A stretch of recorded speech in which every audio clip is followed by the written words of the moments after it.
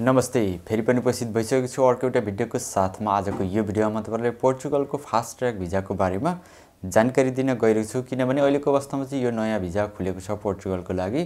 त्यसको लागि तपाईले कसरी एप्लाई गर्न सक्नुहुन्छ, त्यसपछि तपाईको एप्लाई गर्ने प्रोसेसहरु चाहिँ के कस्तो रहेको छ र कस्ता व्यक्तिहरुले चाहिँ यो भिजामा एप्लाई गर्न सकिन्छ भन्ने कुराहरु आजको यो भिडियोमा तपाईले बुझ्न सक्नुहुन्छ। र अहिलेको अवस्थामा तपाई अब पोर्चुगल जाने सोच बनाइराख्नु भएको छ भने चाहिँ पोर्चुगल सरकारले चाहिँ तपाईको 2 लाख कामदारहरु चाहिँ यो 2025 मा भित्र्याउने भन्ने कुराहरु गरेको छ र यसको तपाईको प्रोसेसिङ टाइम पनि एकदमै छोटो रहेको छ। तपाईको 20 दिन भित्रमा चाहिँ तपाईको प्रोसेस हुन्छ भन्ने कुराहरु गरेको छ। त्यसको लागि अब कसरी हामीले एप्लाई गर्न सकिन्छ, कस्ता व्यक्तिहरुले चाहिँ जान मिल्छ भन्ने कुराहरु तपाईले बुझ्न सक्नुहुन्छ।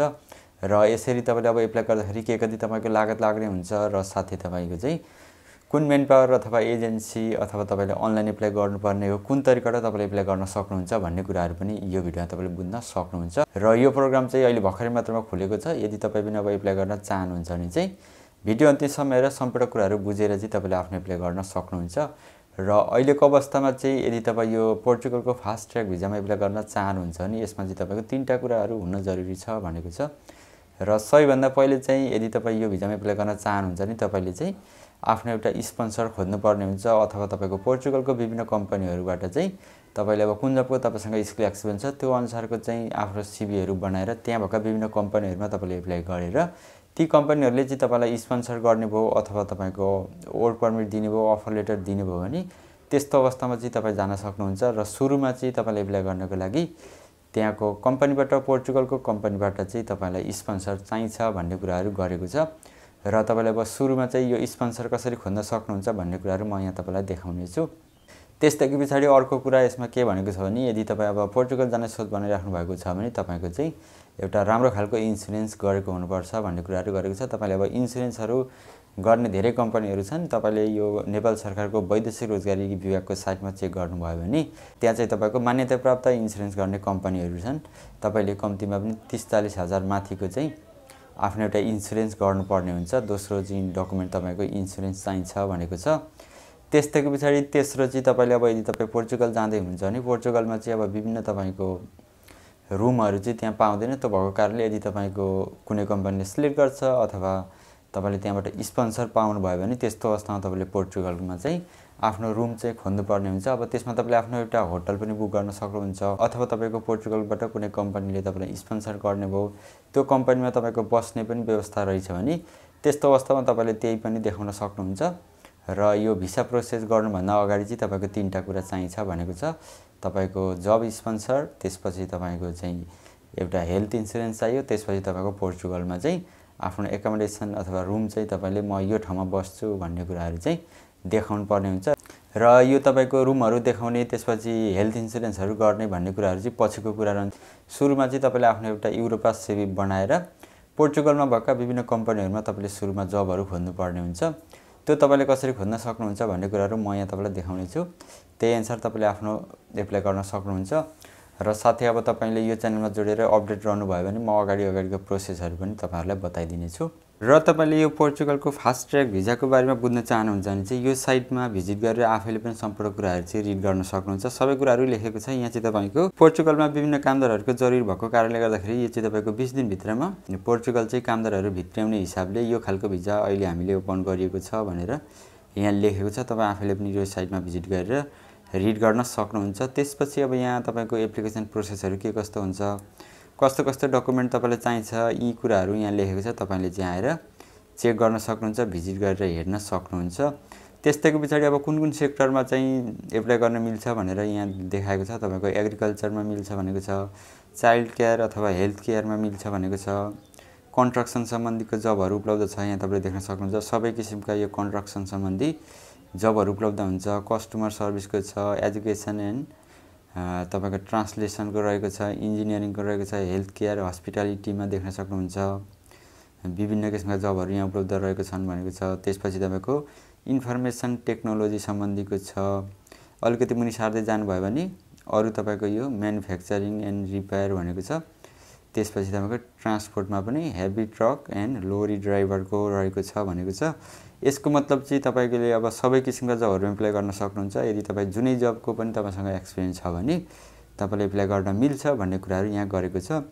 त्यसैको पछाडि अब यहाँ तपाईँले कति स्यालेरी पाउन सक्नुहुन्छ भनेर लेखेको छ। तपाईँले चाहिँ मन्थली चाहिँ 820 युरोदेखि लिएर लगभग तपाईँको 1200 युरोसम्म चाहिँ मन्थली स्यालेरी हुन्छ भन्ने कुराहरू गरेको छ। अब यो स्यालेरी भनेको चाहिँ तपाईँको आफ्नो स्किल एक्सपिरियन्स अनुसारमा चाहिँ भर पर्छ। अब तपाईँले कस्तो जबमा एप्लाई गर्न चाहनुहुन्छ, कस्तो जबको चाहिँ तपाईँसँग एक्सपिरियन्स छ, त्यही अनुसार चाहिँ तपाईँले त्यहाँ तलब पाउन सक्नुहुन्छ भन्ने कुराहरू यहाँ गरेको छ। तपाईँ आफैले पनि यो साइटमा भिजिट गरेर सबै कुराहरू रिड गर्नु होला। एकचोटि सबै कुराहरू हेरिसकेपछि तपाईँले पनि मजाले बुझ्न सक्नुहुन्छ।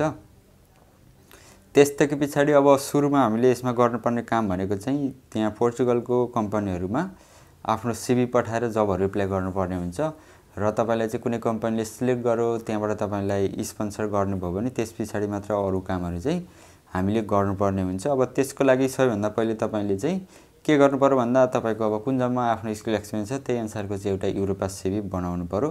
युरोपास सिभी बनाइसकेपछि चाहिँ तपाईँले अब यहाँ एप्लाई गर्ने कम्पनीहरू चाहिँ देख्न सक्नुहुन्छ। पोर्चुगलमा कुन कुन कम्पनीहरू रहेको छन् भनेर तपाईँले यहाँ आएर चाहिँ चेक गर्न सक्नुहुन्छ। एकदमै धेरै जुन अब अनलाइन जबहरू एप्लाई गर्ने पोर्टलहरू रहेका छन् तिनै जब पोर्टलबाट चाहिँ तपाईँले आफ्नो एप्लाई गर्न सक्नुहुन्छ।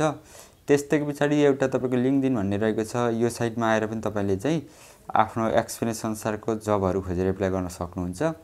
र यहाँ आइसकेपछि तपाईँले यो अब लोकेसनमा पोर्चुगल राख्नु होला। त्यसपछि यहाँ तपाईँले चेक गर्न सक्नुहुन्छ अहिलेको अवस्थामा कुन कुन कम्पनीमा कस्तो कस्तो जबहरू निक्लेको छन् भनेर चेक गर्न सक्नुहुन्छ। अथवा तपाईँले अब अरू कुनै जबहरू खोजिराख्नु भएको छ भने यहाँ माथि तपाईँले सर्च पनि गर्न सक्नुहुन्छ। तपाईँ एग्रिकल्चरमा एप्लाई गर्न चाहनुहुन्छ अथवा तपाईँको कुक, ड्राइभिङ, फोर्कलिफ्ट अपरेटर कस्तो खालको जबमा तपाईँ एप्लाई गर्न चाहनुहुन्छ त्यही अनुसार चाहिँ माथि आएर तपाईँले आफ्नो जब सर्च गर्नु पर्यो। त्यति गरिसकेपछि तपाईँले कुन जबमा एप्लाई गर्न चाहनुहुन्छ त्यसमा क्लिक गरेर त्यहाँ मागेका कुराहरू तपाईँले फिलअप गर्न सक्नुहुन्छ। त्यसपछि तपाईँले हाम्रो सिभी पठाएर चाहिँ जबमा एप्लाई गर्न सक्नुहुन्छ। र तपाईँको अब जबमा एप्लाई गरिसकेपछि 35 दिनभित्रमा यदि तपाईँको चाहिँ सिलेक्ट हुने भयो अथवा तपाईँको त्यहाँको कम्पनीले चाहिँ तपाईँले छनौट गर्यो भने मेल मेसेज गर्छ। मेल मेसेज गरिसकेपछि अगाडिको प्रोसेसहरू तपाईँले गर्नुपर्ने हुन्छ। र मेन कुरो यसमा तपाईँको चाहिँ त्यही हो, त्यहाँ पोर्चुगलमा जबहरू मिल्नु पर्यो भन्ने कुराहरू यहाँ गरेको छ। र जबहरू खोज्नको लागि चाहिँ तपाईँले यो एउटा साइट चाहिँ अपनाउन सक्नुहुन्छ। यो लिङ्कडिन भन्ने रहेको छ। यसलाई तपाईँले चाहिँ डाउनलोड पनि गर्न सक्नुहुन्छ अथवा डाइरेक्ट तपाईँले यो गुगलबाट सर्च गरेर पनि आफ्नो एप्लाई गर्न सक्नुहुन्छ। त्यसैको पछाडि यहाँ अरू पनि थुप्रै साइटहरू रहेका छन् एप्लाई गर्नको लागि।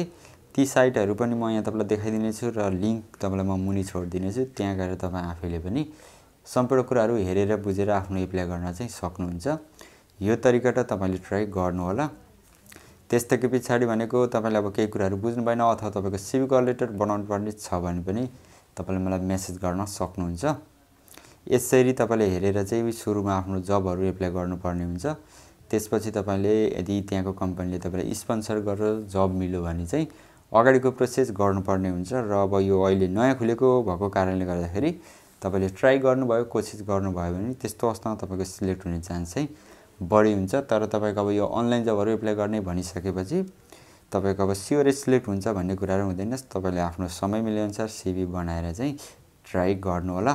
त्यसैको पछाडि अब यहाँ अरू पनि थुप्रै तपाईँको साइटहरू रहेका छन्। कुन कुन साइटले चाहिँ यो तपाईँको पोर्चुगलमा जबहरू दिन्छ भनेर यहाँ देखाएको छ।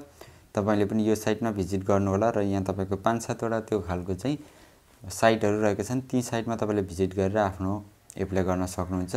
सुरुमा यहाँ तपाईँले देख्न सक्नुहुन्छ यो एउटा साइट रहेको छ। अब यसमा तपाईँले एप्लाई गर्न चाहनुहुन्छ नि यतापट्टि तपाईँले यो लिङ्कमा क्लिक गरेर त्यो साइटमा जानु पर्यो। त्यसपछि अलिकति मुनि तपाईँ सार्दै जानुभयो भने अरू पनि यहाँ थुप्रै साइटहरूको चाहिँ लिङ्क रहेको छ। ती साइटहरू तपाईँले ओपन गरेर चाहिँ अब कुन जबमा तपाईँ एप्लाई गर्न चाहनुहुन्छ, कुन जबको तपाईँसँग स्किल एक्सपिरियन्स छ त्यही अनुसार चाहिँ हेरेर आफ्नो एप्लाई गर्नुपर्ने हुन्छ। यो तरिकाबाट तपाईँले ट्राई गर्नु होला। र तपाईँले अब आफ्नो समय मिलेअनुसार चाहिँ त्यहाँ भएका विभिन्न जबहरूमा कोसिस गर्न सक्नुहुन्छ। तपाईँको कुन जबमा एक्सपिरियन्स छ, कस्तो खालको काम चाहिँ योभन्दा अगाडि गरिराख्नु भएको छ त्यस्तो खालको जबहरू हेरेर तपाईँले आफ्नो एप्लाई गर्नु होला। र एप्लाई गर्नको लागि तपाईँले अब कुनै एउटा जबमा यहाँ क्लिक गर्नु पर्यो। त्यसैको पछाडि तपाईँलाई चाहिँ त्यहाँ सुरुमा लगइन गर्नु भन्छ अथवा तपाईँको सिभीहरू अपलोड गर्नु भन्छ। त्यही अनुसार तपाईँले आफ्नो एप्लाई गर्न सक्नुहुन्छ। यहाँ देख्न सक्नुहुन्छ विभिन्न जबहरू चाहिँ अहिलेको अवस्थामा उपलब्ध छन् भनेको छ। तपाईँको वेल्डरको रहेको छ, केयर पार्टनरको भनेको छ। त्यसैको पछाडि तपाईँले यहाँ फोर्कलिफ्ट ड्राइभरको देख्न सक्नुहुन्छ। त्यसपछि यहाँ तपाईँको ट्रक ड्राइभर, यस्तै विभिन्न जबहरू उपलब्ध हुन्छन्। तपाईँले चाहिँ आफ्नो हिसाबमा यहाँ आएर चेक गरेर चाहिँ एप्लाई गर्न सक्नुहुन्छ।